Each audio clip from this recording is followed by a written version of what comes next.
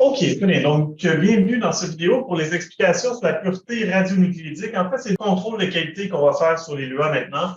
Un contrôle de qualité qu'on appelle la vérification de la pureté radionucléidique et le deuxième contrôle de qualité qui est la pureté chimique. Il y a un contrôle de qualité que vous ne verrez pas actuellement sur les LUA qui est la pureté radiochimique. Ça, on va le voir après l'examen 1 dans le fond. Donc, je vais revenir là, avec la méthode chromatographique. Fait que je vais laisser chimie embarquer un petit peu. Et puis moi aussi, je vais vous expliquer la logique derrière ça pour la dernière, qui est la pureté radiochimique. Donc, je répète, là, ce qu'on voit maintenant, c'est la pureté radionucléidique et la pureté chimique de l'ELUA. Donc, pour faire ça, dans le fond, moi, j'ai déjà commencé une édition. Fait que mon édition est partie. J'ai un 5 ml d'ELUA qui est en cours. Je suis dans mon 5 minutes. Pendant mon 5 minutes, j'en ai profité ici pour monter mon espace de travail. J'ai presque terminé mon 5 minutes, mais je vais quand même faire une dernière chose avant d'aller chercher mon ELUA. Vous allez retourner dans votre armoire préférée, en fait, l'armoire ici dans laquelle vous retrouvez les pots de plomb pour l'élution, et vous allez prendre ceci.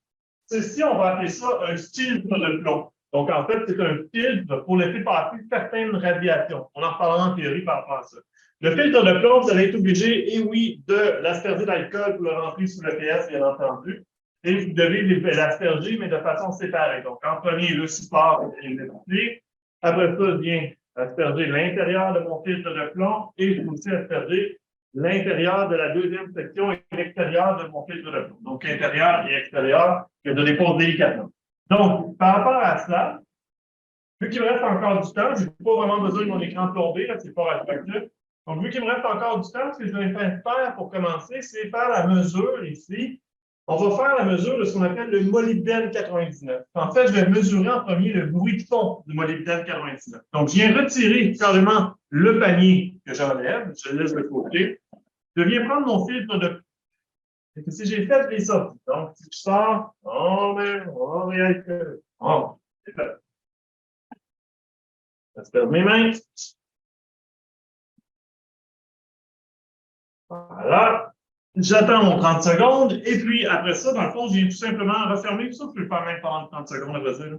Je viens refermer le filtre de plomb de cette façon-là. Donc là, il est complètement fermé. Et je vais venir ici le mettre dans le support. Donc, c'est le support qui permet, dans le fond, de descendre le filtre de plomb dans le puits de l'activimètre. Donc, tout ce qui me reste à faire après ça, c'est de descendre mon filtre de plomb ici, dans le puits de l'activimètre et de venir changer ici mon activimètre pour un autre radionucléide, donc le molybdène 99. Donc, vous venez sélectionner sur l'activimètre ici, MO99. Donc, on clique dessus. Hop.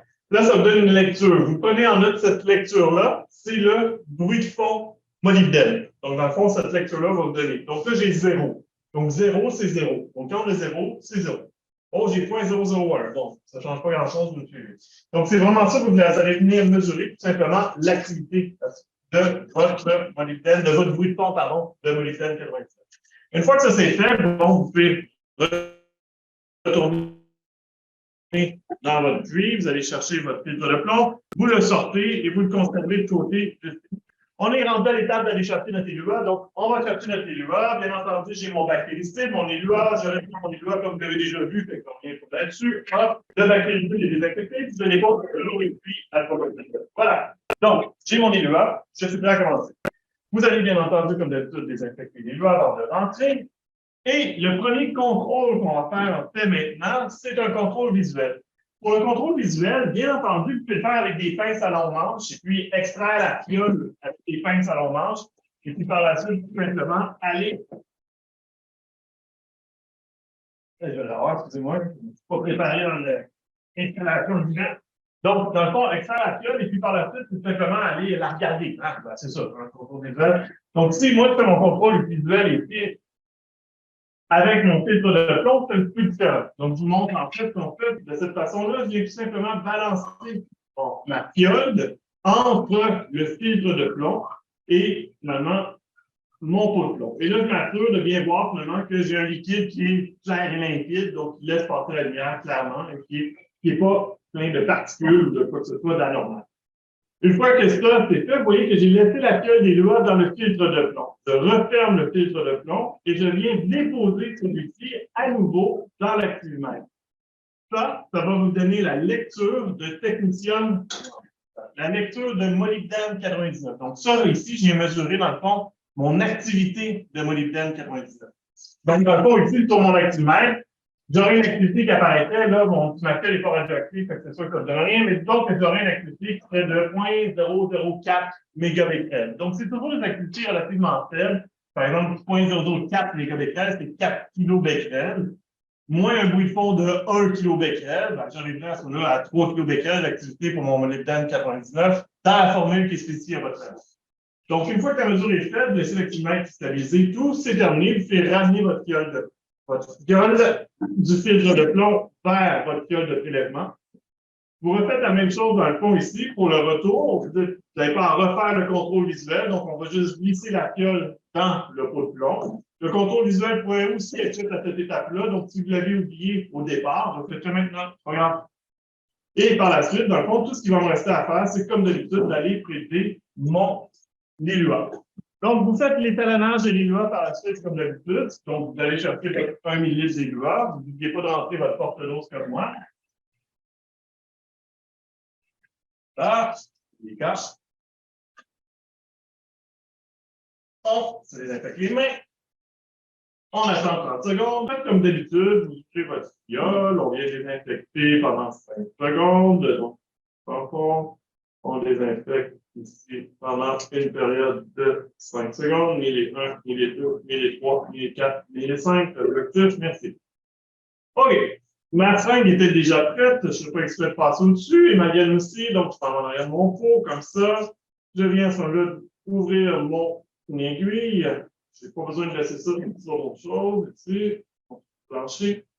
Je vais mettre le biseau, le fameux biseau vers le haut. J'engule bien. Et hop, un petit prélèvement de 1 millilitre. Comme vous le connaissez, vous avez déjà des cours de ça, donc je n'ai pas besoin de expliquer tout ça. N'est-ce pas?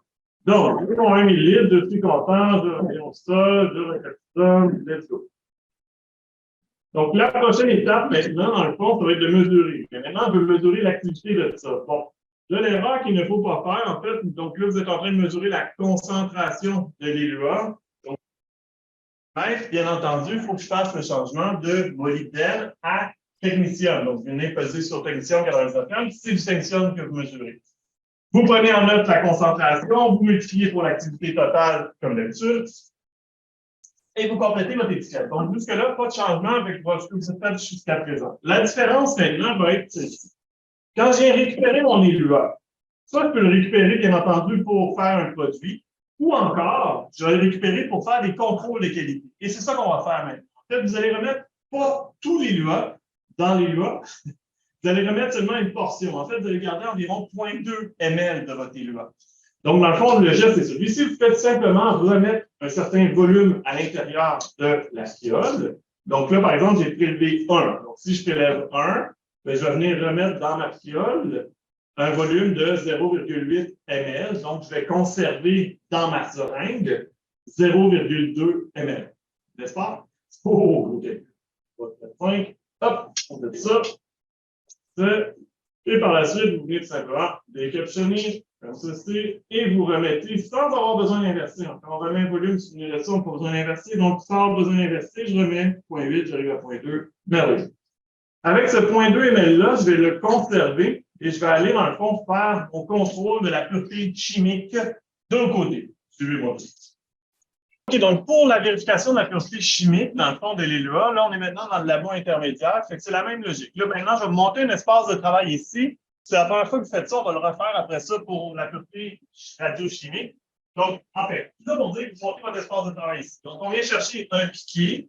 On aura besoin tout simplement de tout ça.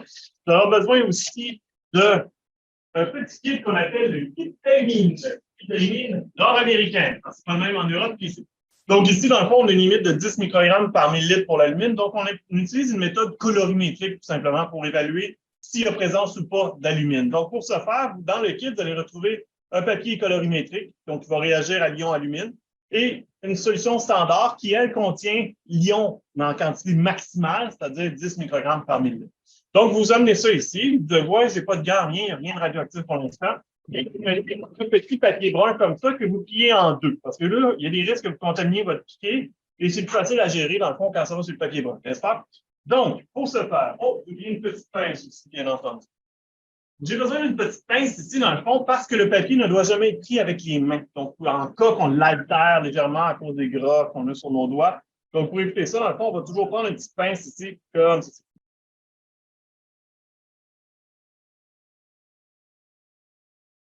OK. Donc, dans le fond, je suis allé chercher mon élua derrière l'écran bordé, je l'ai apporté ici. Donc là, déjà, j'ai ça ici. Maintenant, je suis toujours de l'autre côté, croyez-moi. Et par rapport à ça, maintenant, ce que je vais venir mettre, dans le fond, c'est mon standard. Donc, vous venez déposer une goutte d'échantillon standard, dans le fond, sur votre papier ici, sur le papier colorimétrique, une seule goutte. Vous voyez que ça fait une grosse tache, en fait, sur le papier colorimétrique. C'est ça que je veux. Donc, c'est vraiment une goutte, vous la laissez tomber directement sur le papier. Après ça, ici, je vais venir mettre mon élua aussi.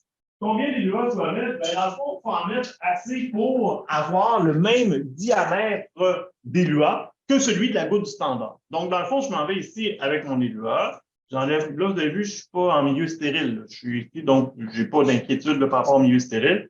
Et vous venez déposer, en fait, plusieurs gouttes. Donc, dans l'exemple ici, 1, 2, 3, 4, 5, ça a été vite.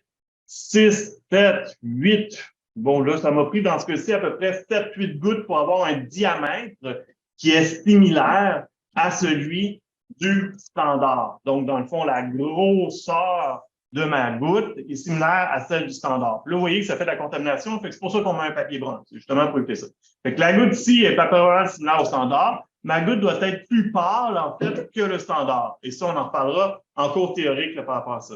Vous laissez sécher le tout pendant 5 minutes. Idéalement, vous allez déplacer votre papier brun derrière un écran plombé aussi pour ne pas vous exposer inutilement. Et vous le laissez là pendant une période d'environ 5 minutes. D'accord? Et bien important, j'ai oublié de vous le dire tantôt, mais c'est très important de, dans le fond, ne pas laisser traîner votre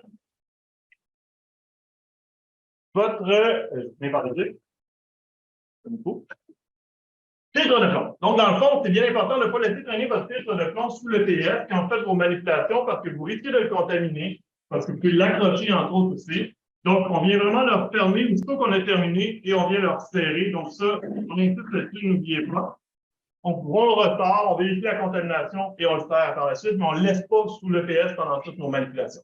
Ça va? Donc, bonne chance à vous. Si vous avez des questions, bien entendu, n'hésitez pas.